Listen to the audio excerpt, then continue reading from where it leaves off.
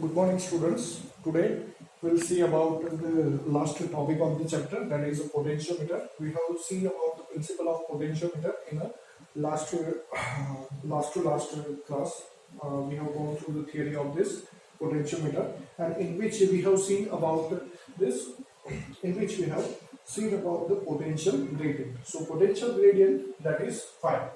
Potential gradient is what? That is the ratio, that is a potential difference for unit length of the wire, that is known as a potential gradient. So this one is a potential gradient phi, that is equal to potential difference upon unit length of the wire.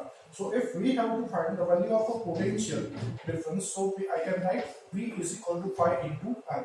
Means for any given length, the values of a potential can be found out by V is equal to phi into I. Now, potentiometer that can be used for two different purposes. First one, that is for finding the EMF of an alternative cell. EMF, that is the electromotive force, or we can say that the charge of the battery. If you take the battery, different batteries, so different batteries have a different charge, and that is the maximum charge which is being provided by the battery. So the voltage or a potential difference provided by the battery, that is known as an EMF.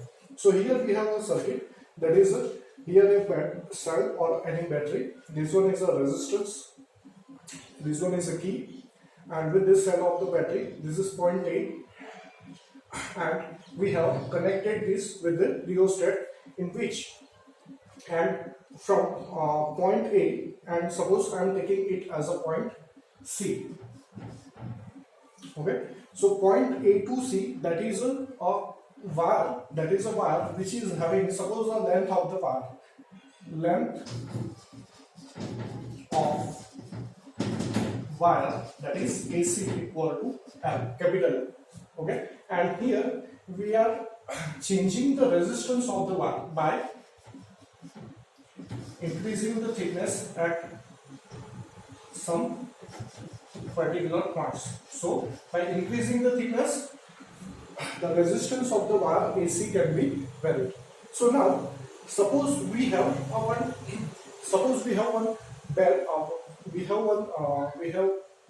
a cell or a battery E1, that is, we know the value of a potential of the battery, and we have another battery whose potential or whose EMF is unknown to us. So to find the value of this EMF of another battery, we can use the potentiometer devices. So here what is done in this figure? So with point A, that is connected with one rheostat. In rheostat, three different points, 1, 2 and 3 are there. So initially, suppose we connect this point A with the known battery who's having a potential E1, that is connected with point 1, then point 3, then galvanometer, and galvanometer is connected with the jockey, and jockey moves on this wire length AC in such a way that it will indicate the point, or it will indicate the value of a current I inside the galvanometer equal to 0. Okay, so suppose the point at which the value of a galvanometer is equal to 0, that is N1. So our circuit gets completed, that A 1 3 N1 A. Okay, just a minute. Okay, so we have a circuit for A 1 3 N1 A. For this circuit, that is A 1 3, that is, suppose consider this as a N1 A. So here suppose we have this length from AN1, that length of the wire, that is equal to L1. So the potential V1 from this equation, that will be equal to this V1, that is equal to 5 into L1. So now applying Kirchhoff's lump rule, from Kirchhoff's lump rule, Again, I am considering clockwise direction as the direction of journey through the circuit. So from A to 1 we have E1. So this is the direction of circuit and this is potential that is passing from A to 1. So I have value of E1 that plus 1 2 3, nothing is that galvanometer that is indicating the reading that is equal to 0. From N to A, this is a direction of journey through the circuit and this is a direction of flow of current through the resistor. Or we can say that already we have the value of a potential that is equal to phi L1. So both are in the same direction. So minus phi L1 equal to 0. So I can write E1 is equal to phi L1. Okay. So this is equation 1.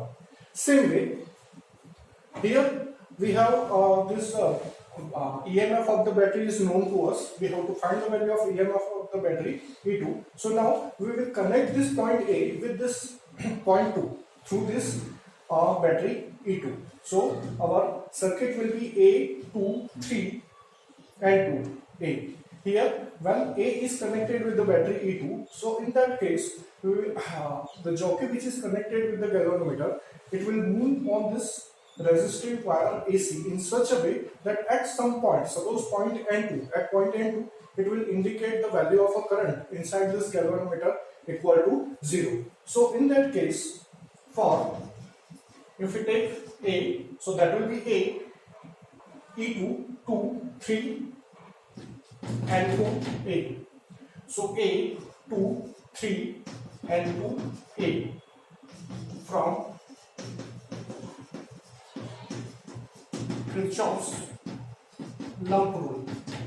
So if we apply Kirchhoff's lump rule, again here I am taking a clockwise direction as the direction of the journey from starting from point A. So I will have a E2 minus that V2.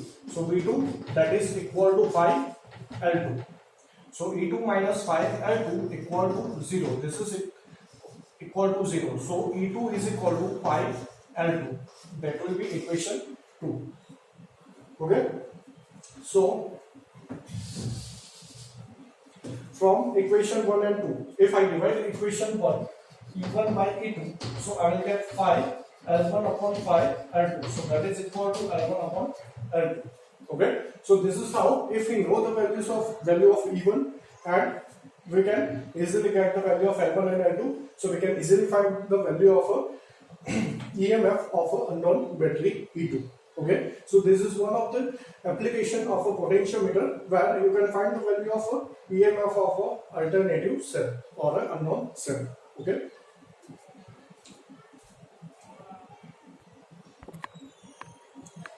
So now another application or utilization of the potentiometer, that is to find the value of internal resistance of the cell. So in this case also again, there is a battery, resistance is connected with the battery. This is the main switch through which the EMF of the battery that is supplied to the circuit. So here again we have, suppose this is point A and suppose this is point C.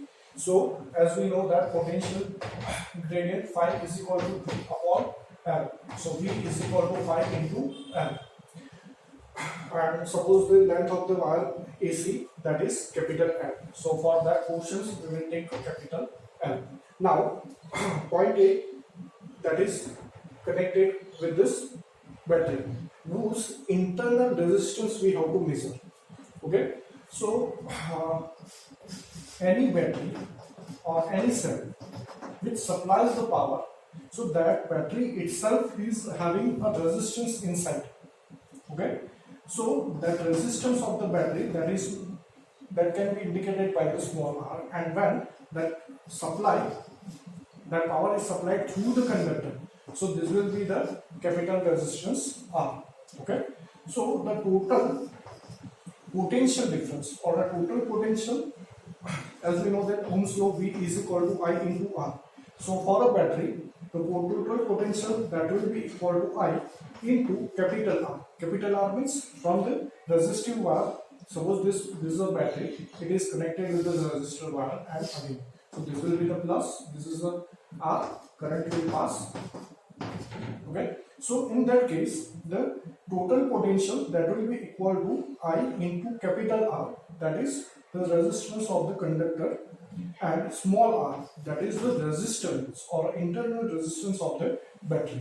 So we can indicate it E is equal to I into capital R plus small r. I hope it's clear. Okay, so now B, how to find the value of internal resistance of this battery which is connected. So A is connected with the battery.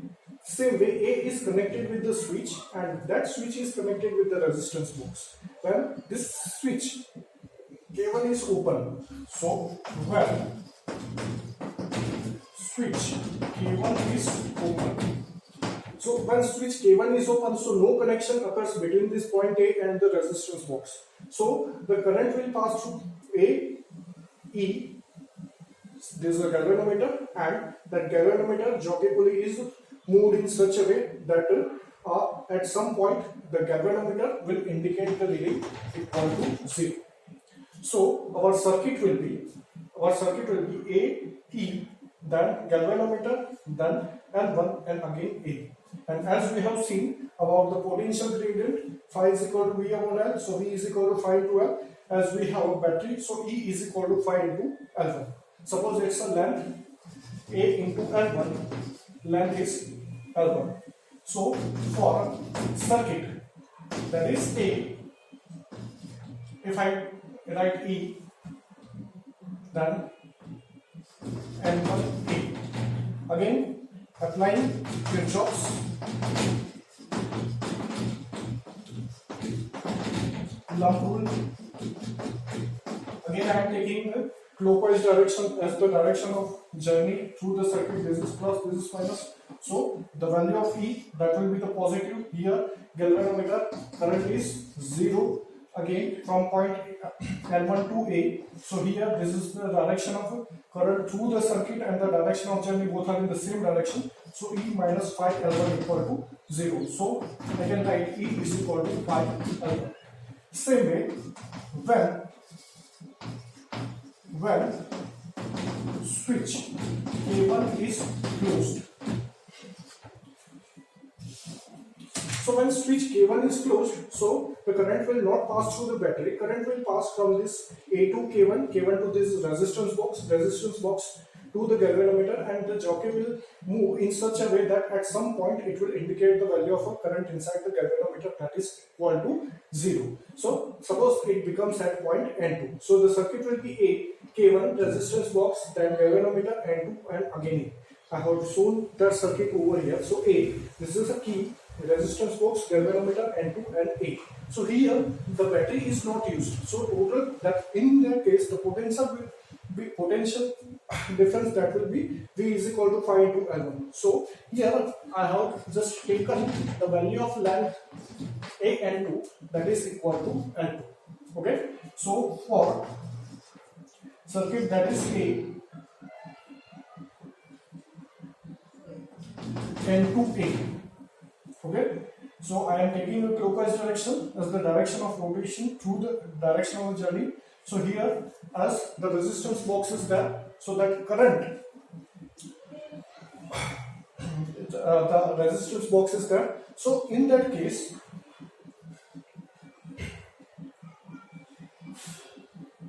whatever the voltage that is supplied through the circuit, that is equal to V minus, here for these portions I am taking the potential V.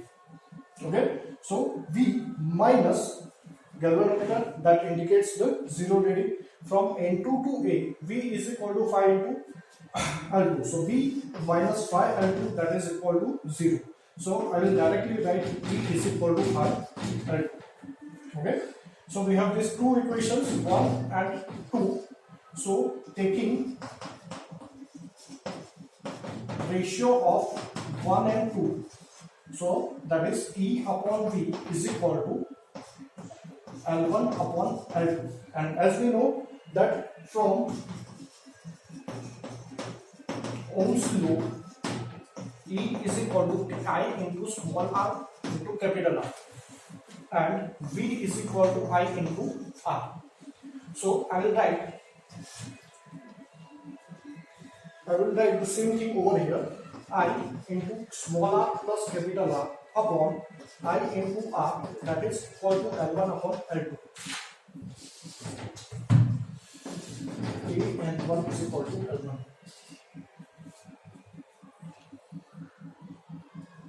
Sorry.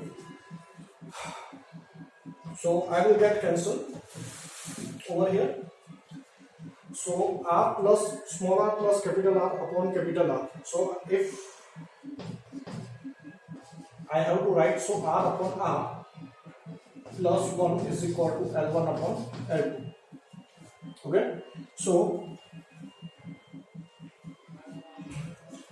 I am writing these equations finally over here. This equation over here, that R upon capital R, that is equal to L1 upon L2 minus 1. So small r is equal to L1 upon L2 minus 1 into capital R. So this will be your equations how you can find the value of your internal resistance. Okay. So again here I am recording this circuit as we have taken this circuit as a then N2A. So in that case, as the resistance is passing through this resistance box, so for that case, as the current is passing through the resistance box, so for that case, the potential that is taken as a V. Okay, so V, and here this potential that will be phi into L2. So V minus phi L2, that is equal to 0. So V is equal to phi into L2. So here, by using these equations, from this step I have written here and then the last step. So this is how you can find the value of internal resistance by using a potentiometer. So I hope you understand this concept. Okay, so here I am completing this chapter number 3, and next time I will start with the chapter number 1. Okay, thank you.